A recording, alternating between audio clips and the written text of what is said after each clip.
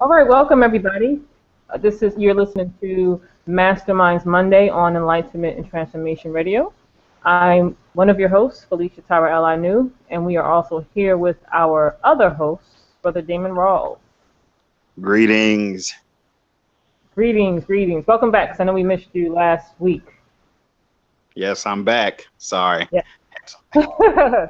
If people were inquiring, they wanted to know like where you were. So you are back, which is excellent. And it's good. Missed.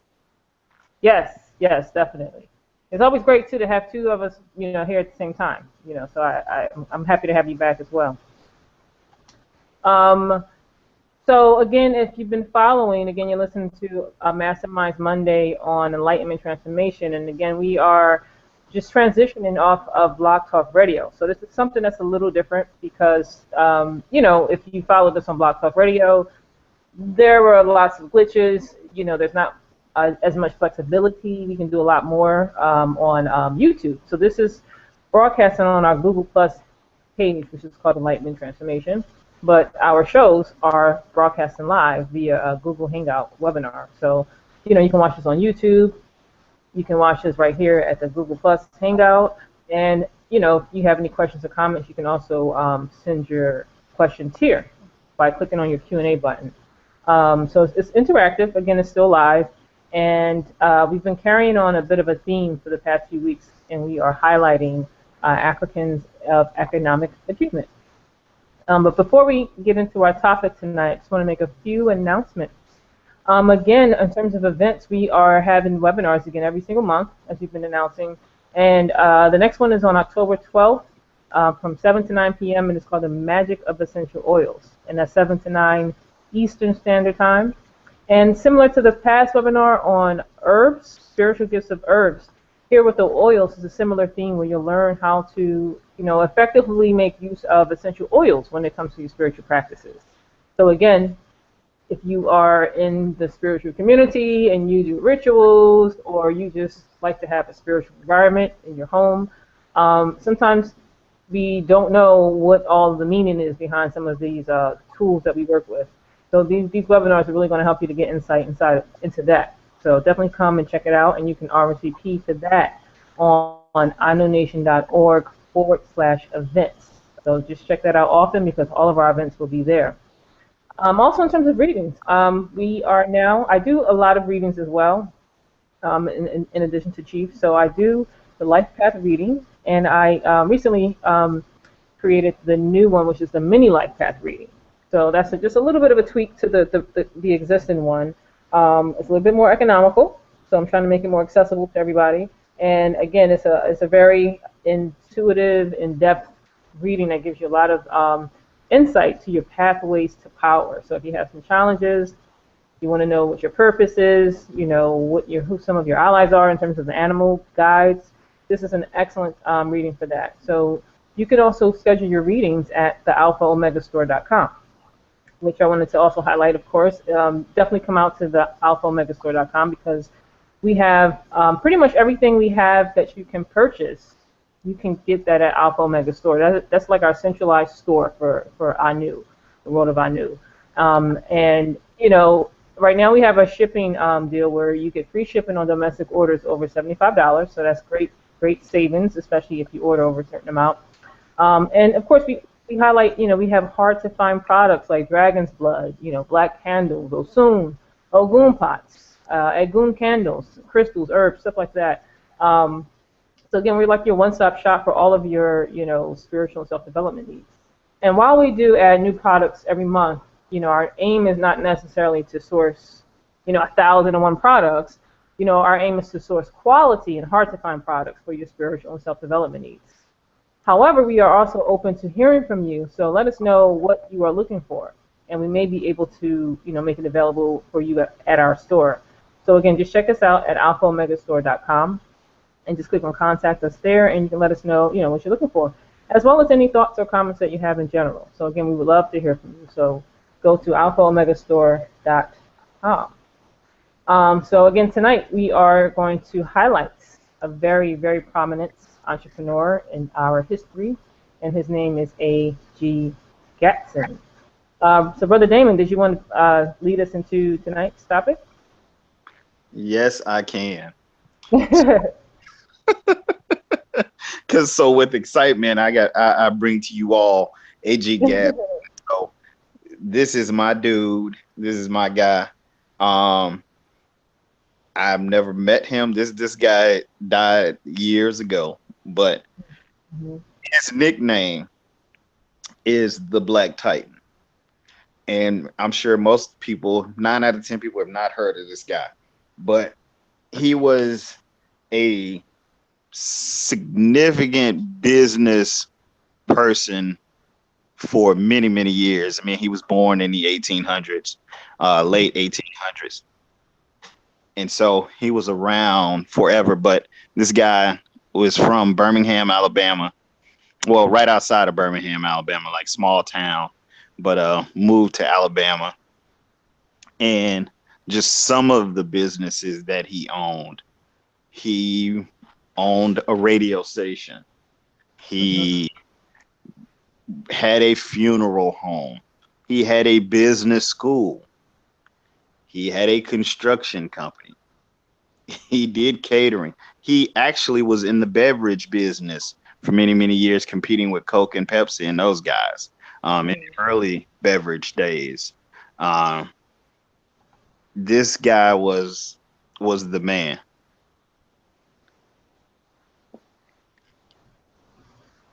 This guy was the man. I mean, it was unbelievable the amount of things that this guy was involved in. But he was this. I mean, I can go on and on about him. He was a significant piece of the civil rights movement from behind the scenes. He was never in the forefront. He never did anything that was visible because he was a business person, and he was an old school business person, which means that he was very, very quiet and low key about all the things that he did. Goodness, man, I can go on and on about this. So one of the stories, some stories, and growing up in the area of Alabama, I kind of heard stories about this guy that were kind of like not talked about, but not written about, but talked about. And one in particular was actually during the Montgomery bus boycott. So everyone knows about the bus boycott. So A.G. Gatson was connected with a lot of other prominent business people back in the day, black business people back in the day. And so during the bus boycott, what happened was they utilized black taxi companies to shuttle the people around, and then they also, when the company started to fold because the bus company had no riders, A.G. Gatson connected with some of the other business owners out of Atlanta and some of the other players that he knew, and they had actually raised enough money to purchase the bus company. And no one like this story, no one talks about. This is little known Black history fact. But he actually called Martin over to his house and said, listen, the bus company is folding. We've secured the funds to purchase it.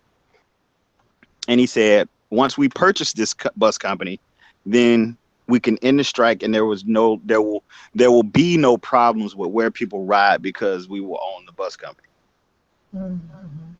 And Martin told him, no, we are not in the business of that, and we're going to have this movement, etc. And so that's a little known fact, but just imagine had they purchased the bus company.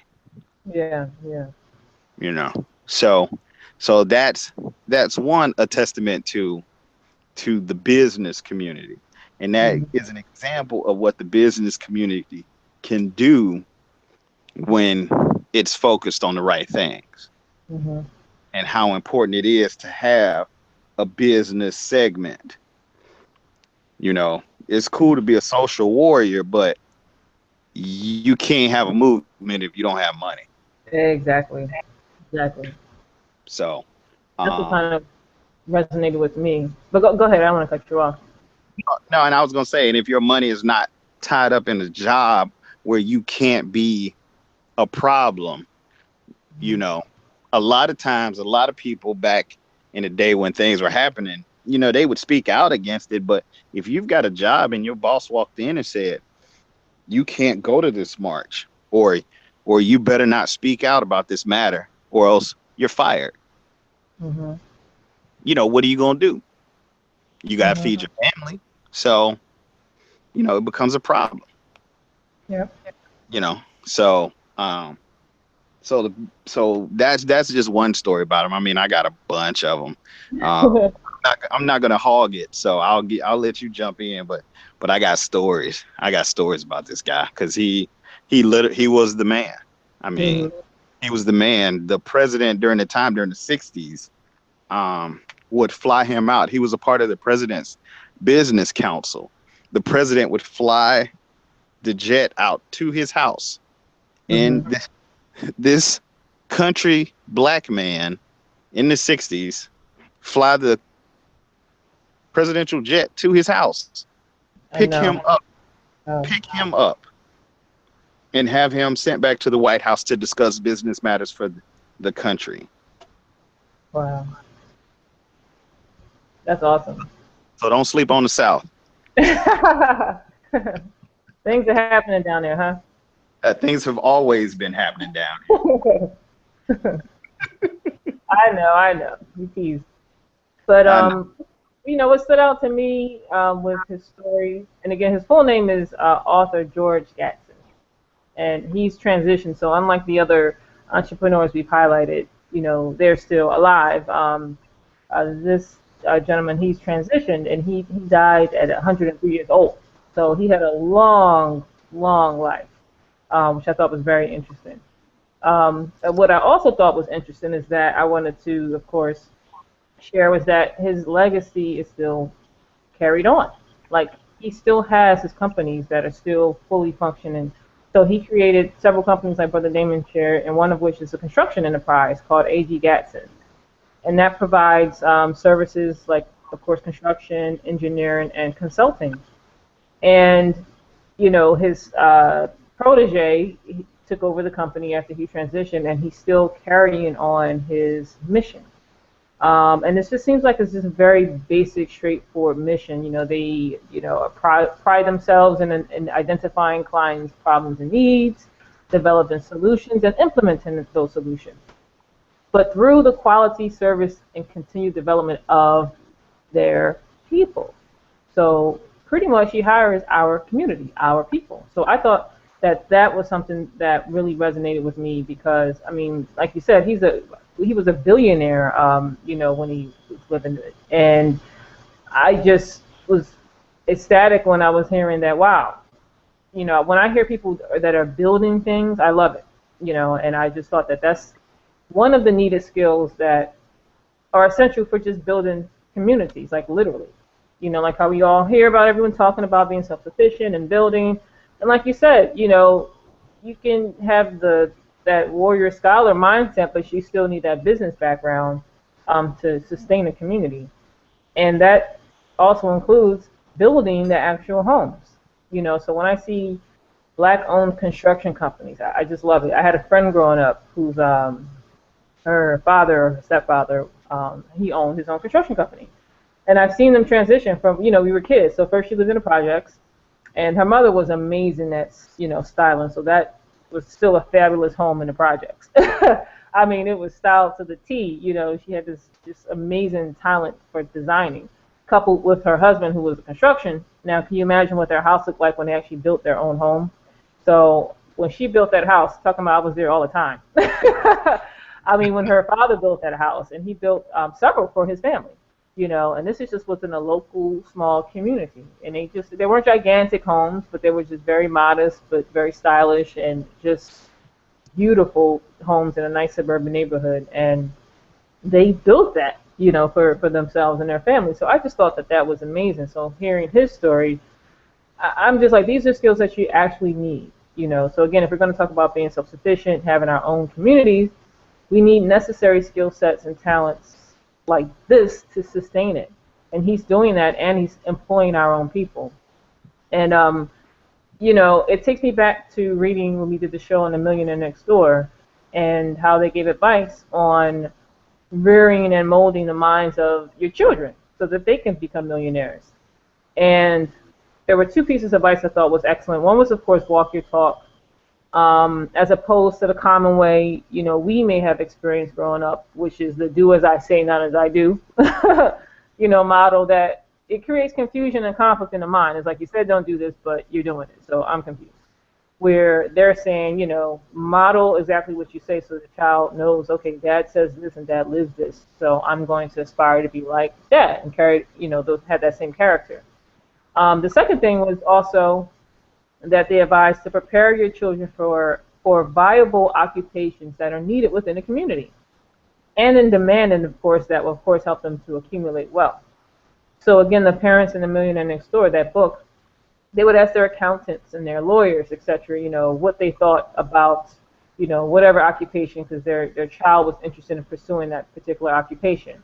And they would give them excellent advice, you know, like, okay, no, it's not a good idea to just become an attorney.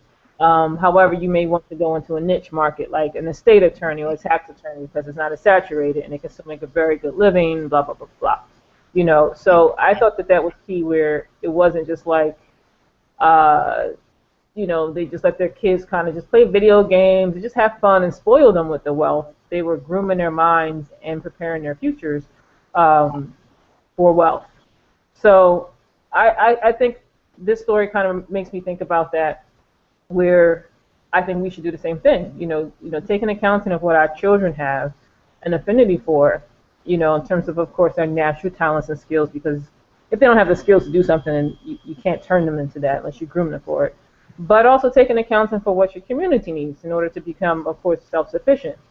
And then trying to match those skills with the needs and, of course, with wealth accumulating potential, and then groom your child accordingly in that way, instead of just like picking some arbitrary, you know, major in college that it was like, what is that? It's like, oh, I'm studying animal fur. It's like, what are you gonna do with that when you get out of school?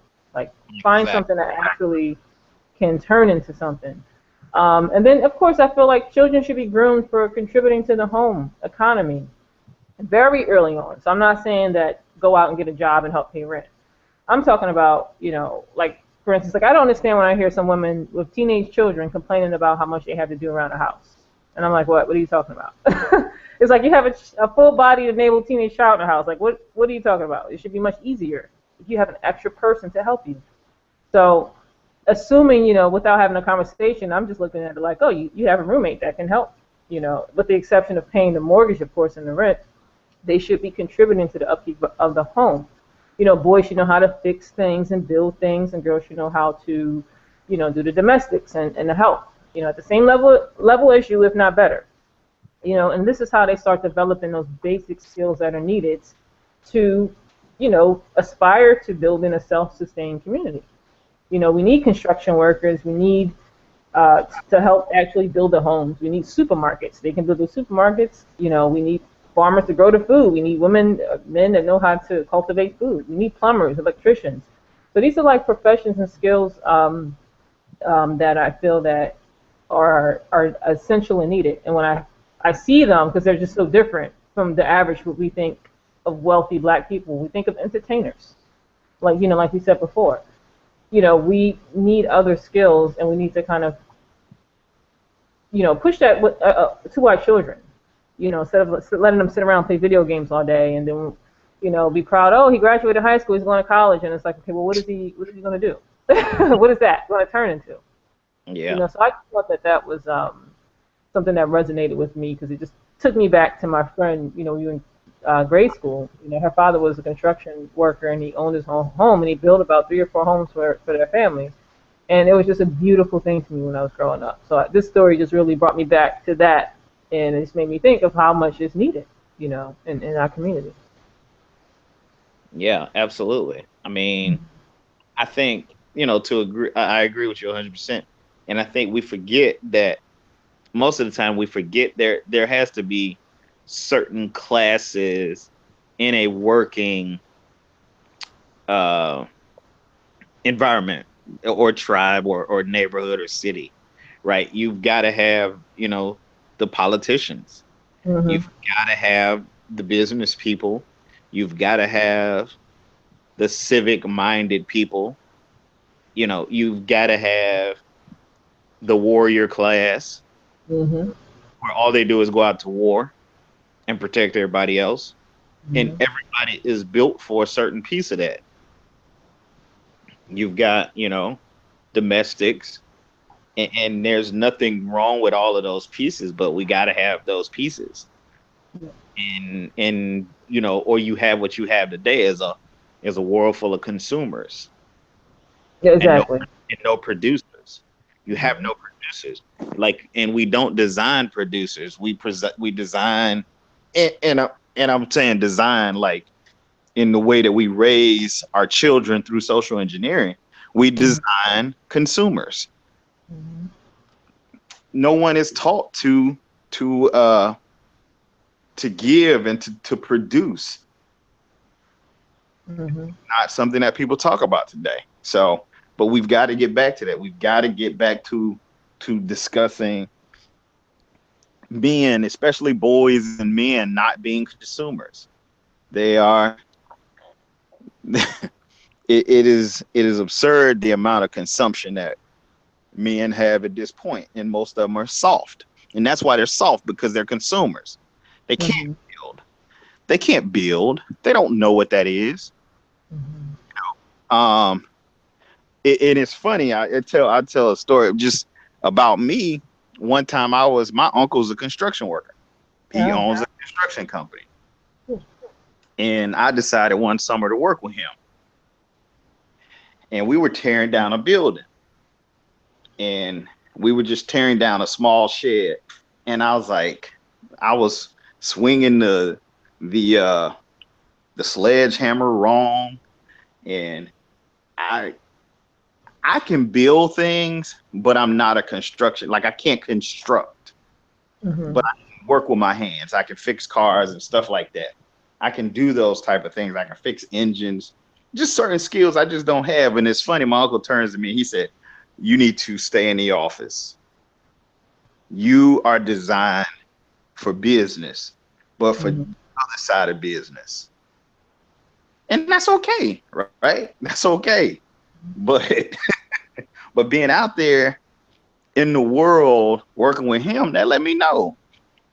But I still produce because I produce businesses and I Mhm. help businesses. So it's still a production, but it's different. Mhm. But my job is not to consume. I'm not a consumer. So um, we got to get off this men consuming mentality. Yeah. It's Definitely. disgusting. Sorry. But no, no, you're right. I mean, just going back to the basics of uh, feminine, masculine roles, women are the receivers, and the men should be projecting and going out, not just like you said, consuming, taking everything in. They should be creating, building things. Because they are, we think ultimately women do the creation. It's like, well, men actually do the creation.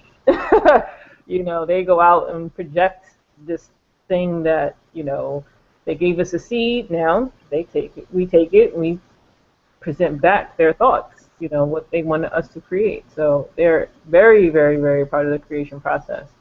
So I agree totally that you have to become producers if you want to survive.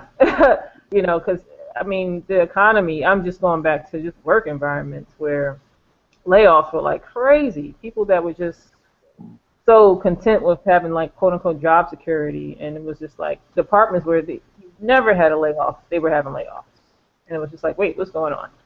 The economy was just crashing, companies falling down. So people think, well, if I make a lot of money, then I'm good. It's like, no, you're still not a producer. Even if you are a trader on the stock exchange, you're not creating anything. You're just exchanging someone else's products and services. That's it. You make a little commission in the middle. You're not producing anything. So even though you may make almost $1 million or $1 million, you're not a producer. Take away those jobs, you have nothing. So You have to, fall back on your basics. That's why I really like this story, because it talks about the basic skills that you have that people may overlook, but they're essential and needed. And you can make a lot of money and be wealthy still doing these things. One, Learn them very early. That's why my kids need to be learning these things in the home. Boys should be learning these basic, just the basics. You don't, like you said, you're not necessarily you have to be a construction worker when you grow up, but you should know how to fix some basic things.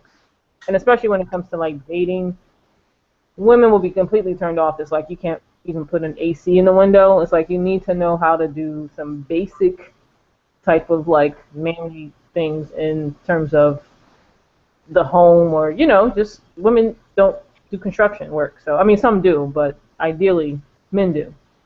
So I just feel like there's certain things that we should have that are just basics that you need to know, because we don't learn these things in school. School doesn't really prepare you for the world. So I feel like your home environment is where you get prepared for the world, and you do need to know some basics, not only just for sustaining your community, but also just being a viable mate to somebody else. It's like, okay, well, what can you do? How are we going to eat? Where are we going to live? We need some basic skills here. So I think that's very important that you cultivate those things. And then yeah. one thing I wanted to add, I'm sorry, go ahead. No, we were talking about producing and always finding a place to kind of fit and be. One of the things that A.J. Gatson did, he went to work in the mines, and in Birmingham, there's a lot of steel mines. And so there was a big steel industry. So you had a lot of people who left the fields to kind of come and work in those mines. And so, mine work, it was real hard, and so they kind of would, the guys, kind of live fast or whatever. So most of the guys would spend their money gambling that week that they got paid. They get paid on Friday. So like construction workers or whatever.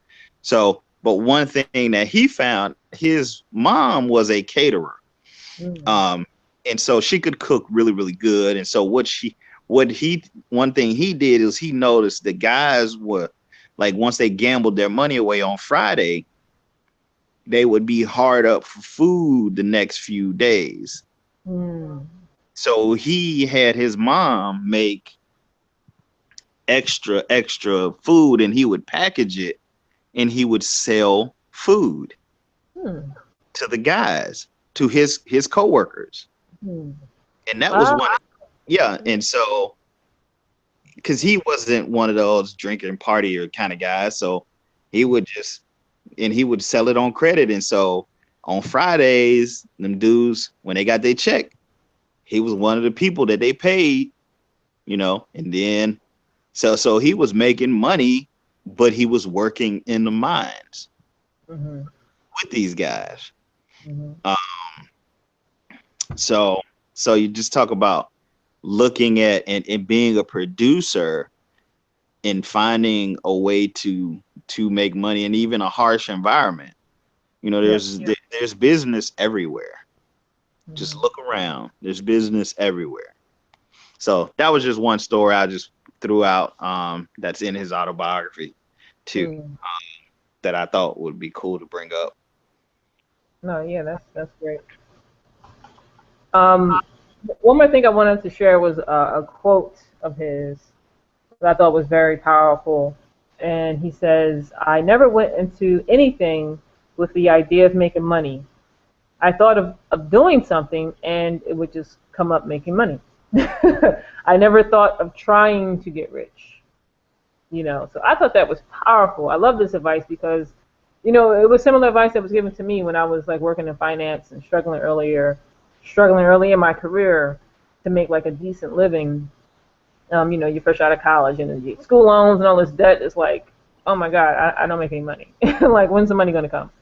And I was always advised similar. It's like, just find what you love to do. Find something that matches your skills. And again, something that you really enjoy. It's like something that, resonates with you. And then the money will come. Don't chase the money. It will come. And I just thought that was excellent advice. And it was true. And it's like, I agree. It's like you can't go on a paper chase because it doesn't really bring you fulfillment. You do have to find something that taps also into your purpose. So that was their quote unquote, find something you love.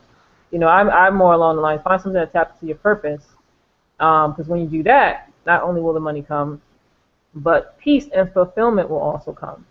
And, that to me is, like I always share in my spiritual wealth consultations, that's true wealth. It's about peace as well, because you may not make $1 million, but even if it's, say, $20,000 a year, if it's something that you love and it's your purpose, you will find peace and enjoyment and, alter your lifestyle accordingly, So that's what it's about, to find that peace and happiness and fulfillment, not necessarily to chase money and then find yourself just still feeling empty inside. Like, you do see so many of these wealthy people and celebrities who you're confused, like, why are they unhappy? They're filthy rich. And it's like, well, maybe there's some things they haven't fulfilled really that they desire in their lives, So that's what I thought was key. Just don't chase the money, kind of find your purpose, and then the money will certainly come. It certainly will come. So I thought that was great. And he was, like, wealthy back in the 60s. Like, that was unheard of. So if he's giving that advice, then I think it's powerful advice to follow. True. Mm-hmm. I agree. And it's funny too, since he said that, I actually didn't know that quote. I didn't know that quote. Not that I know everything about the man.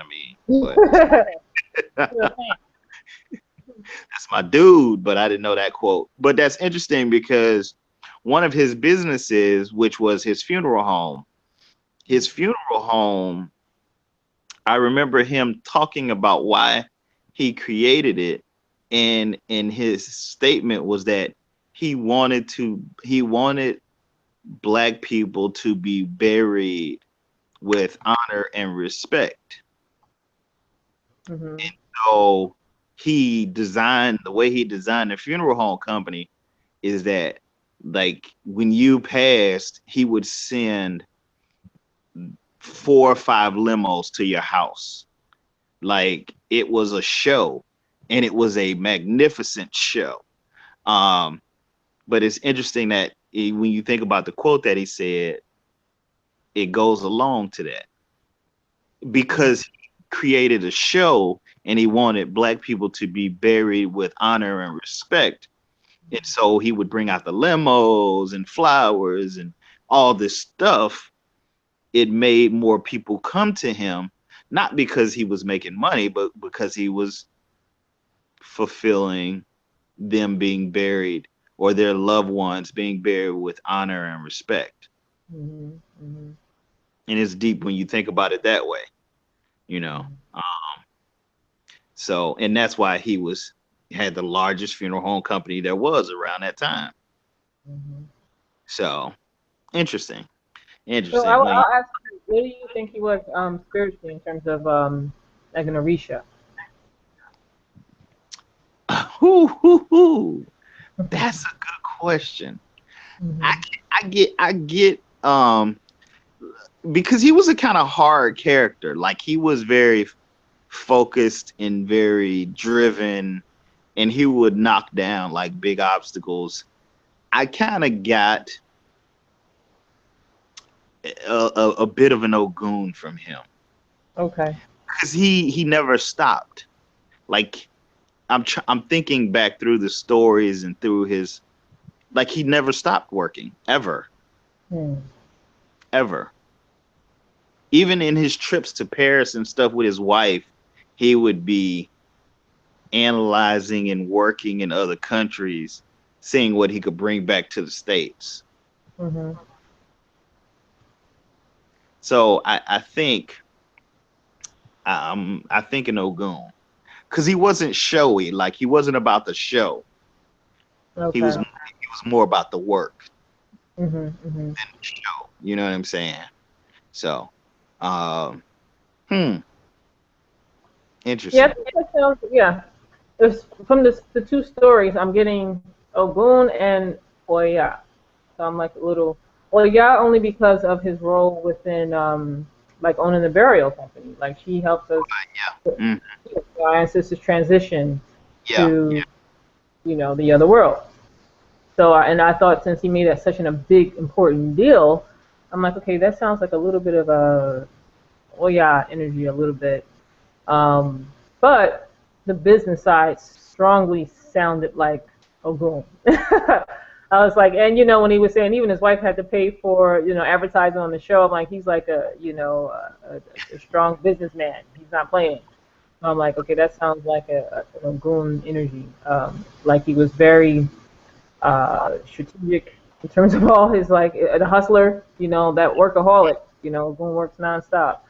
So yeah, I'm feeling like an Ogun maybe slash Oya or just fully Ogun. I don't know, but I think it's connected to that the ancestors and making that transition a beautiful process. That hit me strong. I'm thinking, okay, maybe that's an Oya thing as well. Yeah. That's interesting. I'll Hmm. have to go with my first thought on it, but Hmm. I, no, I didn't think about that as I read his book back in the day.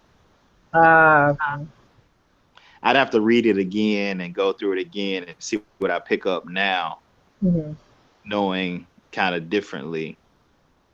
You know, I process a little bit differently now. So Hmm. Hmm. But no, he sounds okay. He's like he's quiet. He wasn't very showy, but he got the job done. When I think of Oguns, I think of like that too. They're like even in movies, they're that in action movies, they're like the sniper. He's not talking. He's just going to come in and just shoot. He's not going to have like a Shango may have like that quote before he makes the final kill. Oguns just kill. They don't like do all that showy talky stuff. So yeah, he does sound like an Ogun energy. yeah, um, which again is excellent in business. So that's why we did a whole series on Orisha of the week for business, and Ogun is excellent to go for in business, and it's A.G. Gatson is like he has a lot of the characteristics of Orisha Ogun. Like Brother Damon shared, they work non-stop, but they are successful. They're hustlers, and it's more than one thing and one skill that they have. You're rarely hear an Ogun that just says, "Oh, I just have this one bakery I've owned for my family, and we just have this bakery." They have like 1,000 skills they tap into and work on and cultivate. Like he was working as a miner. He's selling lunches. He's got this construction company. He's consulting with the president. Like they have a myriad of skills. So he sounds strongly to me Ogun with a slash of Oya, but he's a very inspiring person. And again, it's A.G. Gatson. And again, you can look him up because he still had. I mean, he's transitioned like we said. He transitioned at 103 years old. So he had a long, prosperous life, but his legacy still continues and is carried on through his proteges. So I thought that was excellent. He left behind an insurance company, a construction firm, a financial institution. He is also connected with the Boys and Girls Club. He still has. So he's done a lot for his community. And again, his companies hire our people. They're serviced by our people. So I thought that was phenomenal. Um, but before we go, did you have any announcements that you wanted to make, Brother Damon, before we go?